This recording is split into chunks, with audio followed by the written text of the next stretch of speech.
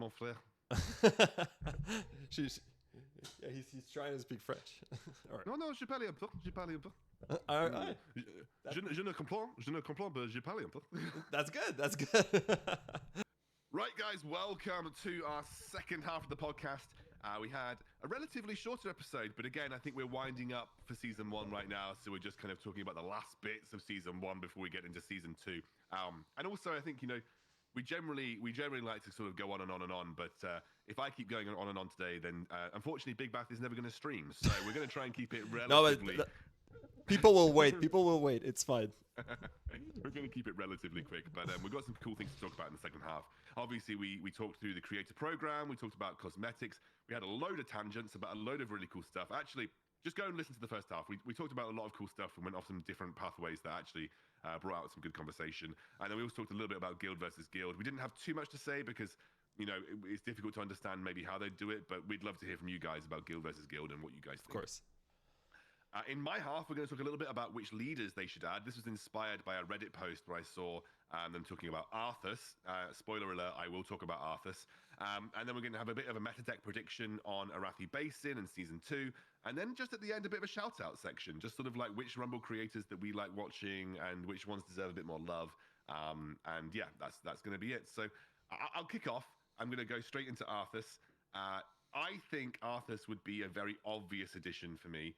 I know, so Big Math, by the way, before we did this, before he started playing WoW, he had no idea about Warcraft lore. And now he seems to be the Warcraft lore expert because he was reeling off these names like crazy in the first half. So now Big Math is Mr. Warcraft lore. But Arthas, I think, would be a really, really iconic addition to the game. He would be very much like Sylvanas. He would be Undead Alliance. So you would get the Alliance part of Arthas, which was pre-corruption. And then you'd get the Undead part of Arthas, which is like the Lich King part of Arthas. There's, again, tied to the cosmetics, you could have Alliance Arthas, and then you could have literal Lich King Arthas skins. So there's lots of really cool stuff that you could do with that. I think like Arthas is just a very obvious addition because of that multi-class kind of thing that he has. You would probably make him an Alliance leader, but you would do the same thing that you did with Sylvanas. You'd give him an undead slot in the top right. But he'd be like an obvious addition for me.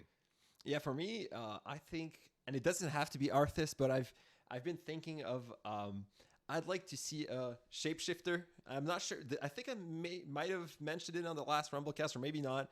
But if he could be the shapeshifter leader, changing from, I don't know, when you play him and then when he dies, or maybe not when he dies, or when something happens, he could trigger and become the Lich King, right? There's an even more obvious example, though. Malfurion. We could have Do you know Malfurion? I don't know which class you're playing in. Which class I'm playing in WoW? Sorry, which race are you playing in WoW? So my second character, which is the one I'm gonna go for, is Tauren Shaman. So Tauren Shaman. Okay, so you're playing Tauren. So I'm playing Night Elf.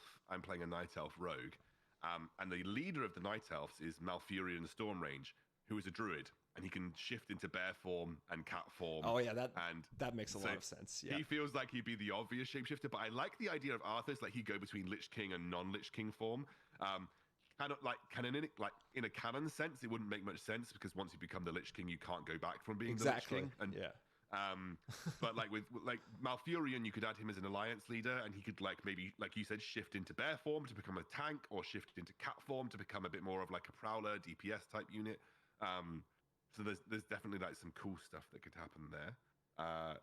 Anyone from the Horde side that you like, since you've been playing WoW? Anyone from the Horde side that you think would make a good addition? I've actually, and that's from Warcraft 3, and please bear with me, guys, if I do any mistake with the lore. But I remember really enjoying Blade Master. Samuro. Yeah, and exactly, and I know that Gromash already has the mirror image.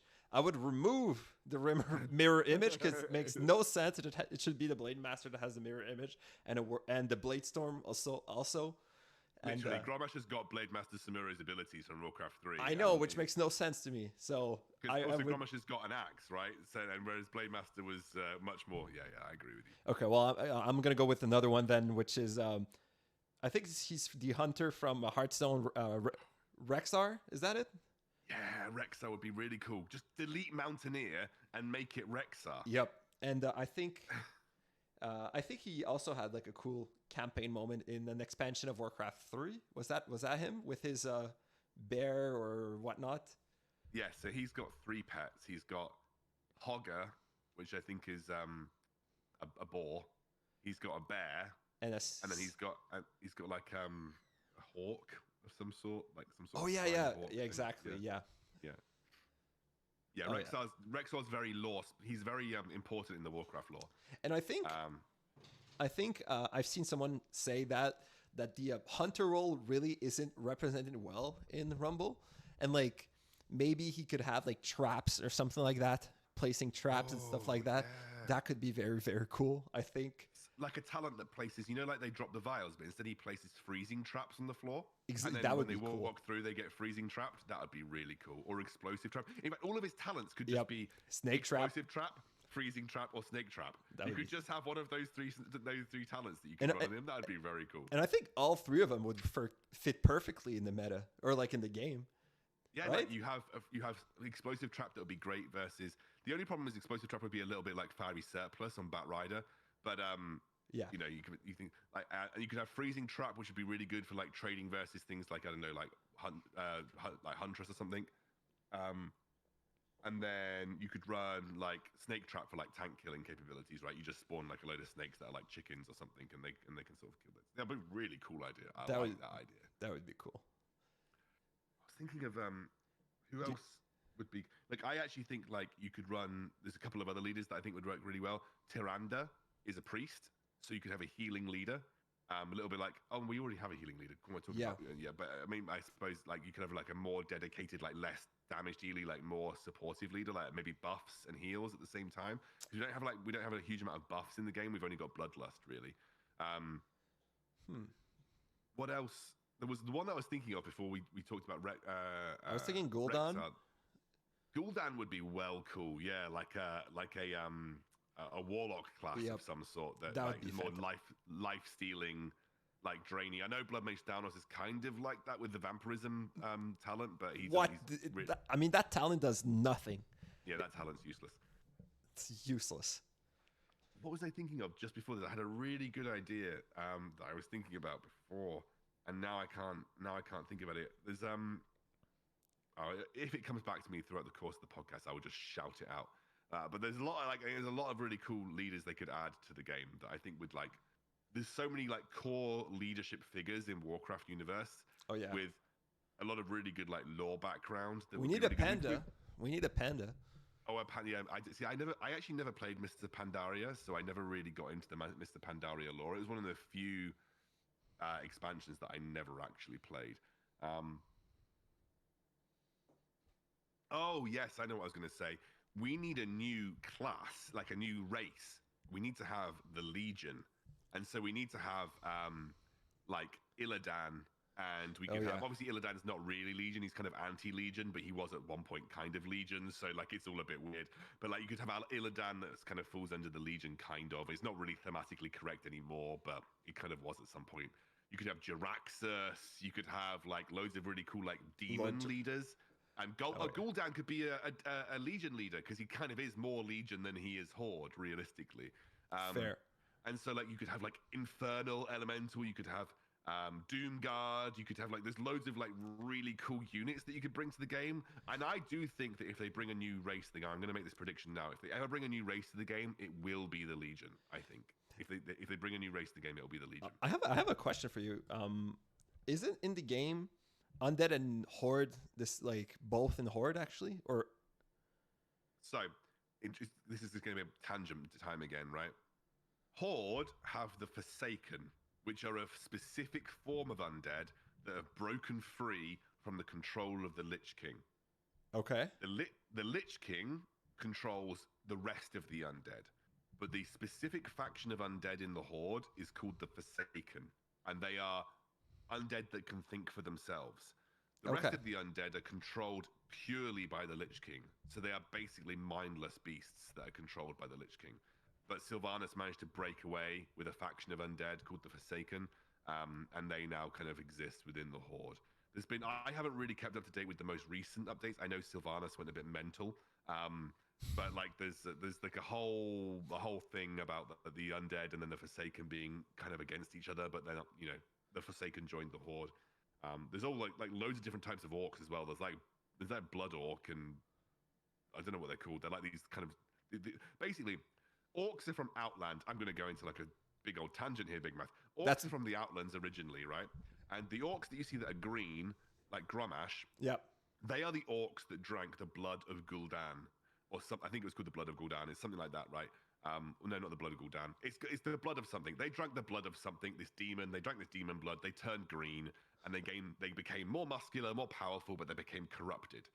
The orcs that are Rexar's color are like the original uncorrupted orcs, like they're like the sand, like I don't know, like reddy sand colored orcs.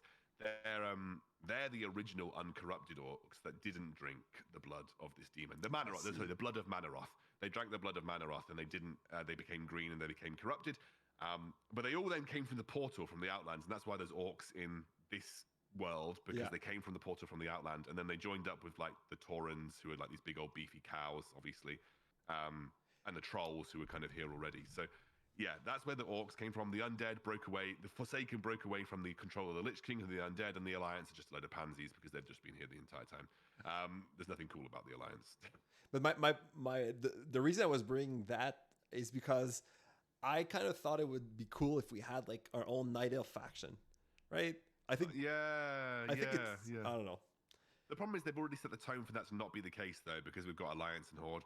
So like I just don't see that ever being the case in terms of like extra factions, because that we will get some Draenei, for instance, at some point for Alliance. We'll get some Blood Elves, at some point for Horde.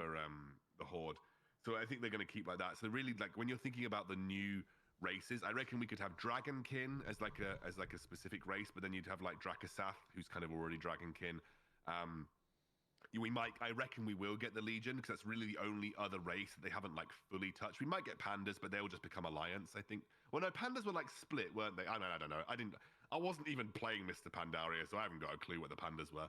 But anyway, I still think Legion will be the next race they introduce, because it's the most standalone race that makes sense in my eyes. You can have their own leaders. They've got plenty of different demons that you can work into the deck. So I feel like that would be the next obvious choice for race. But maybe someone in the comments who's more familiar with Warcraft lore. I love Warcraft lore, but I'm not like an absolute geek on it. But maybe someone who's more familiar with Warcraft lore can like fill me in on a race that we should add. Yeah. What was the topic? Yeah, the leaders. Yeah, we've kind of covered some of them. So like Arthas, Rexar, Lord that's a cool idea Jaraxxus. there. Jaraxxus, yeah.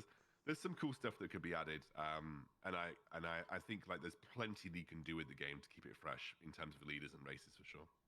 Oh yeah. Yeah, I guess it's my job to move us on. Yep. Meta deck predictions. I'm going to let you start this because I know you've done your Arathi Basin breakdown, and I'd love to start with like your thoughts on the new map and kind of maybe some units that you don't think will be quite so powerful, maybe some decks that you think will be more powerful. Yeah, I'd love to just kick us off, because obviously the map change is going to massively impact the way the game is played. Yeah, so I guess so first thing with the new map, the new map is Arathi Basin. I have actually, like you said, did a breakdown of the map on my channel, so if you guys want to see that. But there's no chest on this map. So this first thing has a lot of implication. The first thing is everything that's good at picking up chests is now bad. So Defies Bandit with the pick lock talent now sucks. It's useless. It does nothing.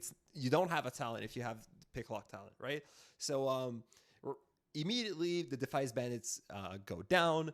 The Sneed goes down as well, because Sneed was good at picking up chest. I think Quillborn Safe Pilot loses a lot of value because they were just so freaking good at picking up chest. I think Safe Pilot will still be good, but I think Quillborn will not be as good at all. I think the main reason you were playing Quillbore was to get those chests.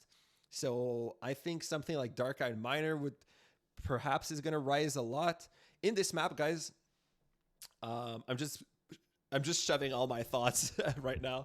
But in this map, guys, there's 3 lanes, and all 3 lanes have gold mines. Okay?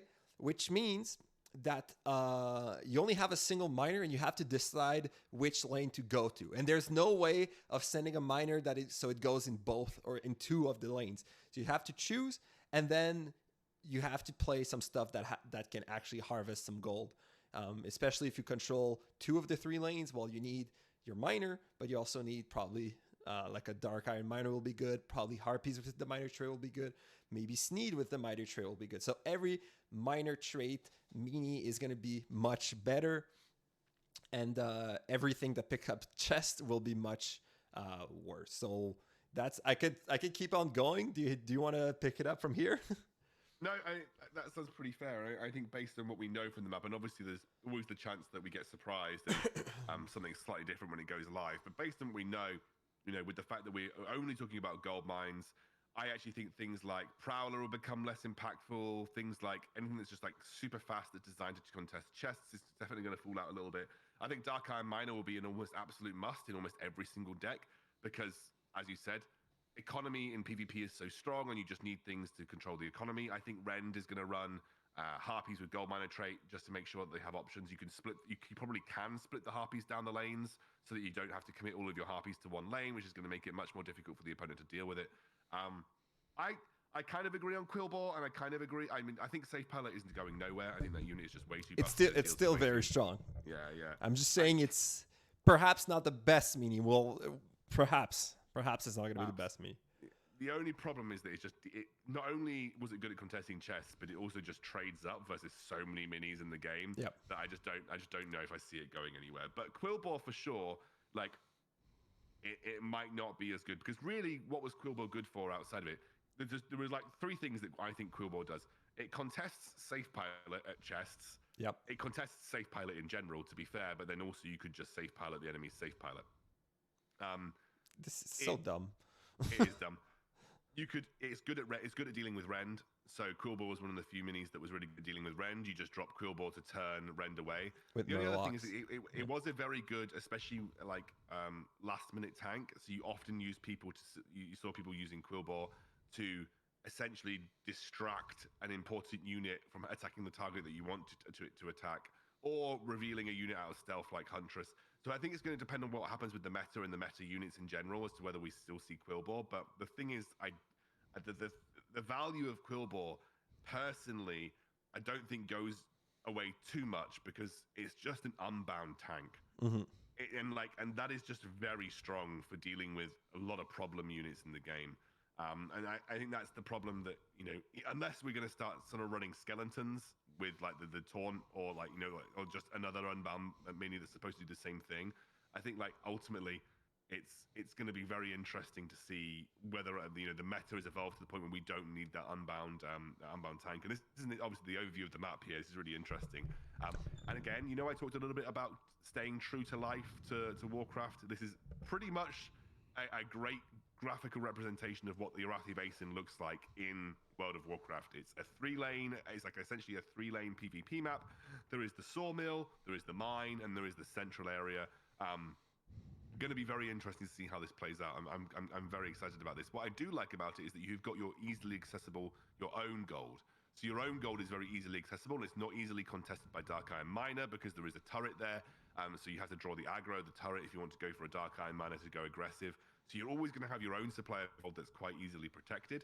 The big battlefield is going to be that gold in the central area. That's going to be obviously the main thing that people are going to be fighting over. Yeah.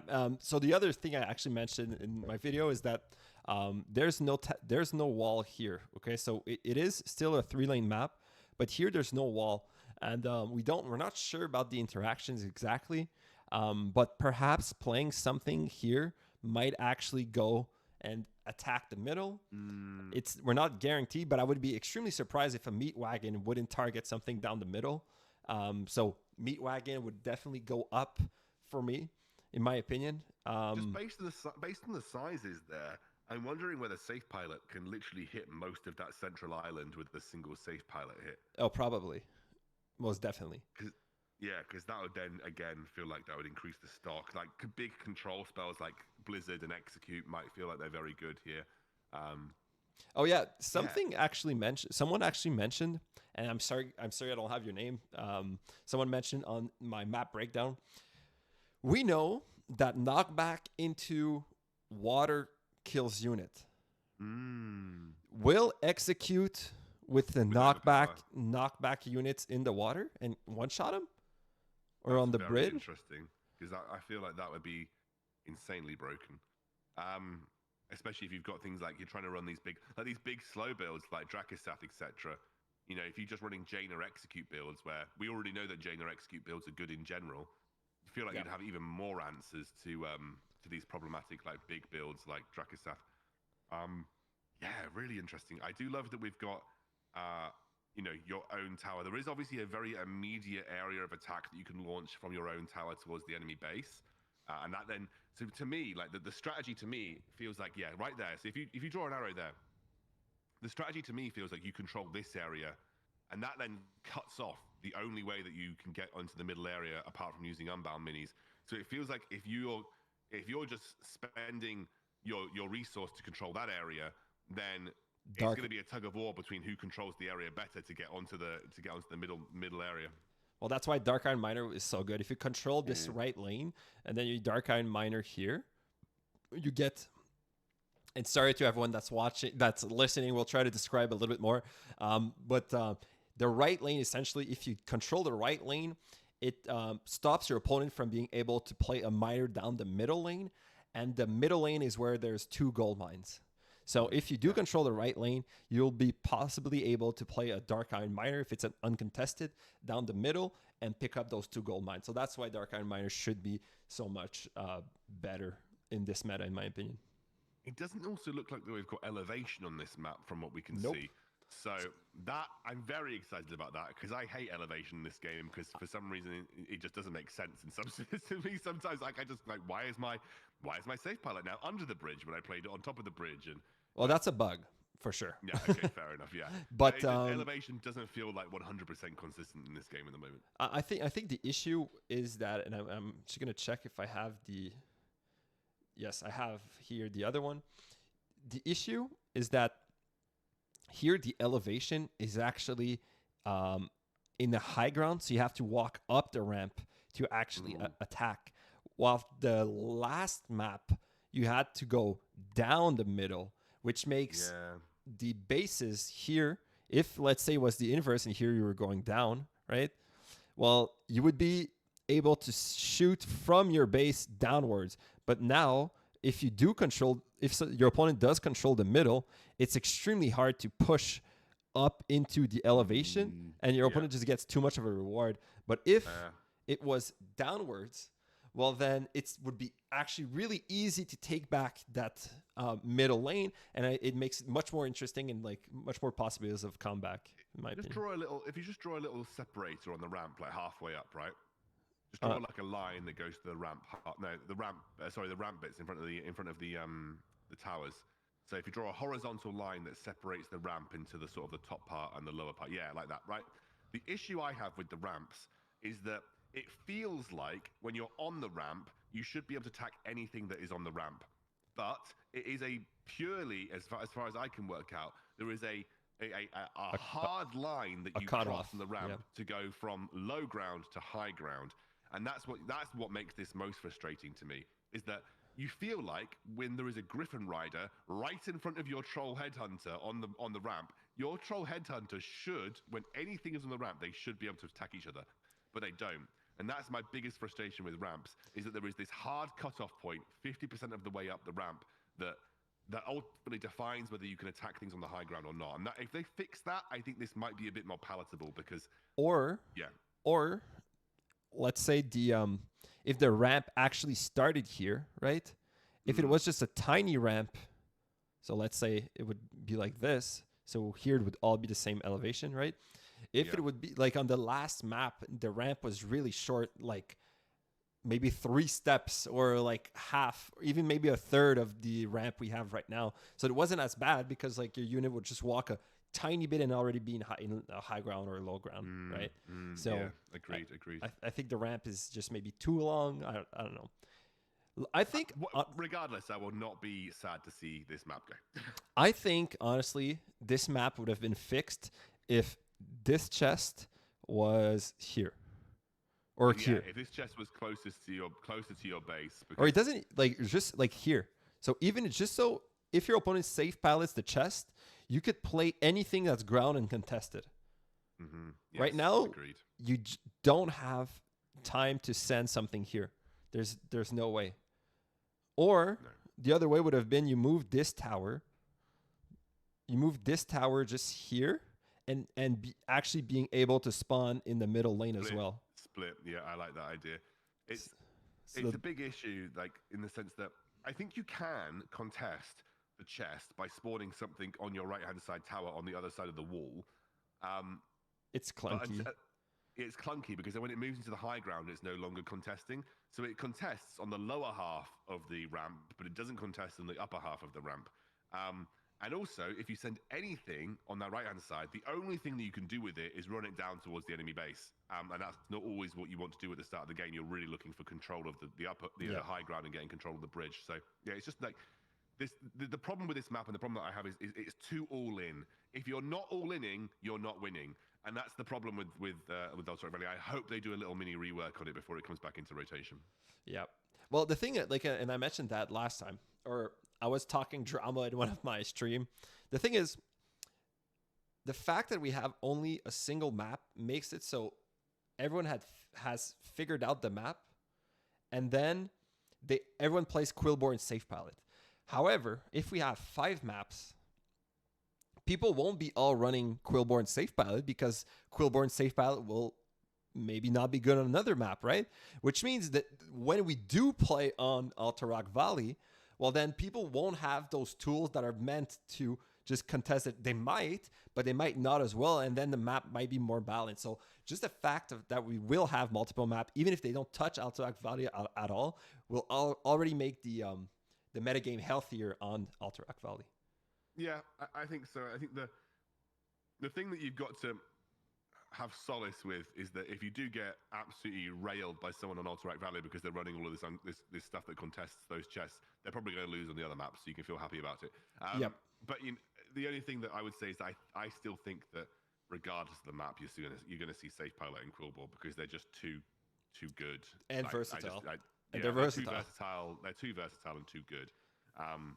But I'm just giving an example of like it's not going to hurt. No, right? I agree. I would agree, and I think like I think by having one map, it really makes a meta feel stale for too long. Yeah. We essentially have 6 weeks of very stale meta. And I think like adding maps into the pool will force decks to be more versatile and force decks to be a bit more like catch-all in terms of what they're supposed to do, because there's obviously no guarantee that you're going to queue into Alterac Valley every time. So yeah, I agree with you. I actually like the idea. I do understand the frustrations of some players. I do understand why people are saying they don't particularly like it, but I do think it's overall healthier for the enjoyment of the game, in my opinion. For sure. All right. Well, what else? Do we have any? About, like, what decks? We didn't even really kind of mention some decks that we thought would be good. I think Maiev would be good on this map. I think because it's quite a big map, Maiev excels at kind of like unbound map control. I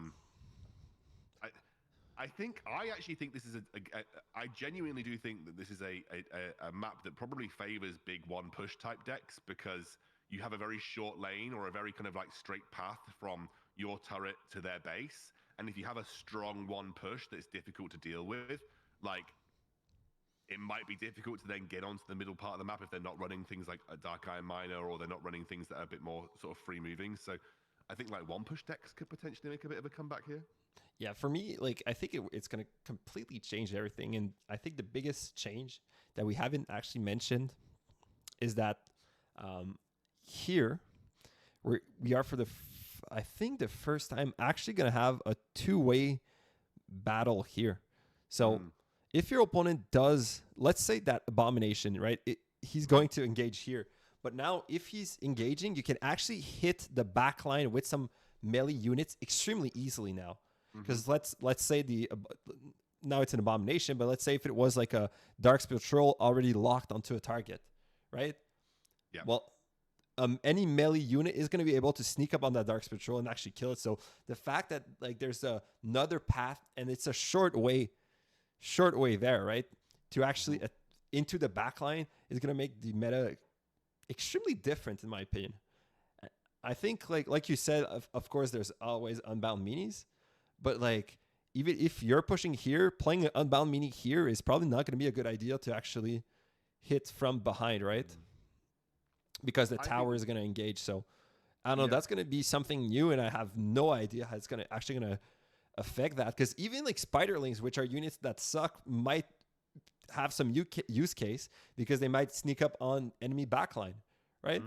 So it's much easier to kill stuff like ogre mages, pyromancers, stuff like that. No longer are the days you have to play your Quillboar to always attack that backline in your safe pile. There's other options too. That's all I'm saying. I think Rend will be good.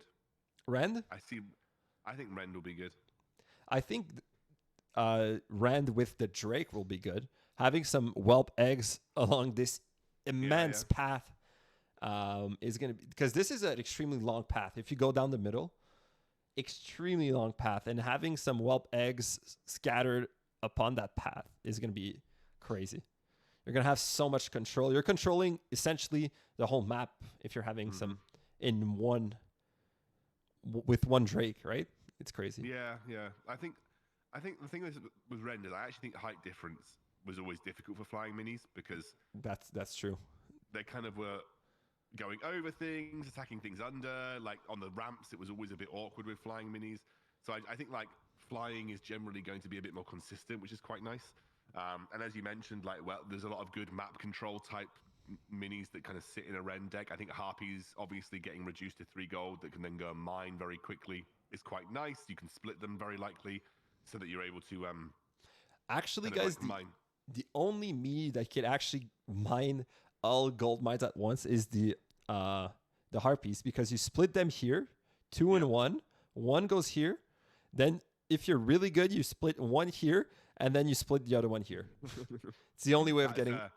Very, very tough to do on the Switch, but it's possible, I think. Yeah, well, it probably is, but it's going to be hard, like you say. You have to get past the tower, though. Maybe if you own that tower, then maybe you can mine everything with the Harpies. But yeah, Harpies will get a lot of value in that sense.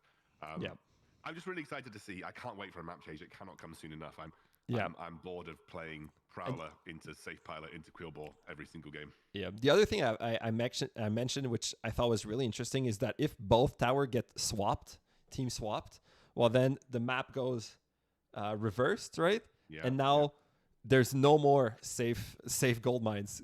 They're all contested from both 3 lanes, which to me is insane. This is every single lane is gonna be like very important to win. It's gonna be crazy. I'm excited. I'm excited to see this. I think it's gonna be. I think it's gonna be the best map. Yeah, I think definitely. I think it'll be the best map. I didn't particularly like. Was it Warsong? I don't know. I can't remember what that one was. That was called. I think you muted yourself. I muted myself by mistake. I don't really like the one that was before Alterac Valley either. Again, it was just like kind of who controls the bridge wins, and that's kind of the similar vibe with Alterac Valley. That's why height difference always gets a bit awkward for me, because it was always a bit like bridge control equals game control. And have you played the one before that? No, I didn't see. I actually only joined when we were playing the Warsong Gulch one, I think. Okay, well, the one before that was very cool. Which one was the one before that? What was it like? It was, and I'm just gonna. It was like a 3 lane. It looks like one of the maps. So you had like a 2 extra towers. So you would 3 towers total. No, I did play that PvP map. Yeah, it was the one that's like the Harvest Golem level on PvE. Yes. Yeah, exactly. Yeah, I did. And if you controlled, again, like if you were able to get your opponent's top left tower, you kind of controlled access to the gold mines, which was really important. Yeah, I remember this now. I think that one was pretty good. I enjoyed that one. Cool. Yeah, I did. That was the first map that I played, but I didn't play it for very long before it switched to the new map. Yeah, that was the first PvP map that I played, though. Yeah, for sure. Yeah, if you guys want to see gameplay, I've actually one of my first I think my first video ever on my channel has gameplay on that map. If you guys want to see that one. I don't think I was making content on that map. I think I was that was just when I was starting to like learn the game. Oh, I play see. it for the first I time. see. So yeah. Right, let's kind of wrap this up though, because obviously we could talk forever about the new map, and I kind of want to make our halves of the podcast slightly similar in length. Favorite Rumble creators. This is just a moment that I want to take to shout out some of our community creators. I think there is a lot of really good Rumble content creators that go under the radar sometimes, creating a lot of good content out there. Obviously, me and Big like strive to create good content for you guys. We try to make sure that we're always producing things that are entertaining or informative, but there is a lot of other good content creators out there as well that I think are producing a lot of great stuff. I mentioned in the first half that I wanted to mention Old Guardian specifically. He makes a lot of videos. He actually has a very interesting strategy. He kind of goes down the SEO strategy, which is basically like if a player is going to Google, how do I kill heroic X? Old Guardian's got a specific video for that one boss, right? So he's got videos that people are going to like Google for a specific boss. Obviously, some bosses it's not going to really work out because they're quite easy to kill. But then like some bosses it's going to be really strong. The reason my Devil Saw video went well is because I SEO'd it specifically because I knew the Devil Saw was like a pain point for a lot of people. So I think one thing, the video that really kind of like I loved that Old Guardian did recently, he kind of did his Warcraft Rumble dying video. I know it was probably kind of like a follow-up on our podcast because we kind of put a little doomsaying out there with our title. We've got to do a bit of clickbait here and there and here and again. But he kind of did this great video that kind of went down into sensor tower data and looked at app store positions and all that kind of stuff. And it was just, I think, he's a very sensible, very positive figure in the community. And I really like that. I really like that about him. I think all of his content is so wholesome, and all of his content is all really well reasoned and really well thought out. And as an older player, because I'm an old boomer, I like that. I like that it's not all reactionary. I like that it's not all like sort of. I guess like I don't really like watching, like, for instance, I'm not a big fan of watching something like XQC. I can understand, like, from a streaming perspective, guys, I can understand why XQC appeals to some people. It's just not the kind of content that I like to watch. So Old Guardian's like that kind of content that's like very chilled. He's very well thought out. A lot of it is like data driven and stuff. So yeah, I just wanted to like say, I think like if you enjoy that type of content, he's a good guy to shout out. I think he's got some good videos, and he kind of covers a lot of topics in Warcraft Rumble as well. So that was my little shout out. I think I know who you're going to shout out, but I'm going to let you do it anyway. Who was I going to shout out? Arclight. The Arclight battery. Yeah, that's my man. Yeah. I think the Arclight battery, he's been popping off recently. Let me pull out his channel as well. So the Arclight battery, and I am subscribed. I'm just on the wrong YouTube account. I think he posts like daily, which is insane. He posts every single day, and he's a top 10 player on Warcraft Rumble. Yeah, so he's very cool, very chill guy. I've done content with him on his channel, and we already have like another video we are planning to do in a while. So yeah, guys, make sure to go check him out. He's been helping a lot with the community, but like mostly he's, I guess, I think people watch him for his top level PvP gameplay. So yeah, if you guys are looking for that, especially, yeah, go check the Arclight battery. He's been growing at a crazy rate. I think he's gonna get 5K soon. He should be in the creator program as well. So yeah, guys, go check him out. Yeah, he's really, really cool. And yeah, has got a lot of really high level minis. He kind of teaches you a lot about just PvE and PvP content. So yeah, there's definitely a really, really cool content creator to watch out for sure. Speaking of PvP creators, I'm going to shout out. I've done video with him or kind of looked at his content before. Mr. Brute. I think like Mr. Brute is kind of much more PvP focused than he is PvE, but he does do some PvP kind of content. He's very cool. He is on the other end of the spectrum in terms of like he hasn't spent a lot in the game at all. He's a very kind of free to play friendly player. He takes on the whales with his level 6 and 7 decks and wins. So like he's got a good catch in the sense that if you're looking for someone that's a bit more free to play friendly and someone who's not really spending a huge amount but still manages to have success. And the reason I like to shout him out is because I think he's a good example of how you can compete in PvP even as a free-to-play player, or even as like a low spender. You can still compete at the good ends and the competitive ends of the ladder. And I like to shout him out for that reason, because I think it's a good example to the community that you don't need to just whinge about whales. You can beat them because people do it. You just need to get good. And and Mr. Brute is an example of someone that just got good. And he's obviously spent a little bit in the game, but not anywhere near as much as me, and probably not as much as Big either. So he's just a good example, and that's why I like to keep shouting him out, because I think it's good for the community to recognize that it is possible to play the game at a free-to-play level and still be competitive, and he's just a good example of that. Yeah, the next content creator I want to shout out. Actually, I have no clue why he has almost no views on YouTube, but it's Andrew. He's Andrew guy. Does he streams. So you guys might have seen him on stream on Twitch. He streams all the time. Thumbnails. He's got some good thumbnails.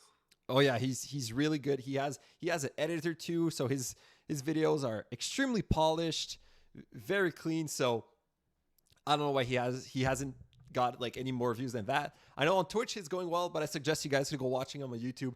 I've been watching every single one of his videos. He's more on like the casual side, I would say. He started with global launch, but he's really articulate. He's a very chill dude. He's really fun. So go watch his stream. Go watch his YouTube.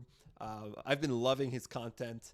And he has a few videos out, and I think he has some more planned. He's also a caster for Clash Royale, and he might possibly become a caster for Rumble if we do have tournaments, because I know he's been enjoying the game a lot. So, Andrew Guy, I love him so much.